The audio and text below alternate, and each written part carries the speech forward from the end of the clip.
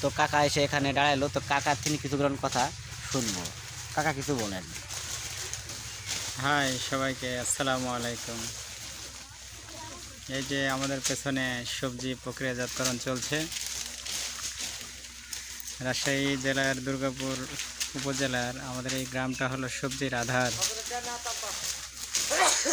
সবজির আধার কেন বলা হয়? এ অঞ্চলের যেই দিকে তাকানো যায়, যেই দিকেই যাবেন, নানান প্রজাতির সবজি এবং শাক আর এই উৎপাদিত সবজি বিক্রি করে এই অঞ্চলের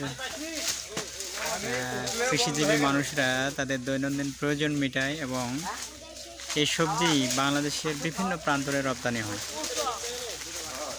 যে সবজিগুলো সাধারণত শহরের মানুষরা খুব স্বাচ্ছন্দ্যে আনন্দ করে খায়, সেই সবজিগুলো এই প্রত্যন্ত এলাকাতে উৎপন্ন হয় এবং এখানকার উৎপাদন কৌশল অত্যন্ত চমৎকার। এখানকার সবজিগুলো অত্যন্ত সুস্বাদু এবং মাটির উর্বরতার জন্য সাধারণত এই সবজিগুলো বেশি খুব সুন্দরভাবে উৎপাদিত হয়ে থাকে। তাই রাজশাহী অঞ্চলের এই অঞ্চলটা কৃষিজাত পণ্যের জন্য বিখ্যাত হওয়ায় এখন দেশের বিভিন্ন প্রান্ত হতে ব্যাপারীরা সাধারণত এখানে আসে সবজি ক্রয় করতে।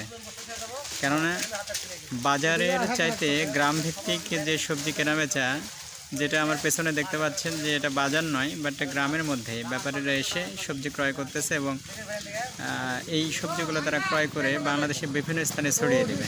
তার মধ্যে চট্টগ্রাম, ফেনী, কুমিল্লা, নোয়াখালী, ঢাকা সহ বিভিন্ন জায়গায় সবজিগুলো চলে যাবে।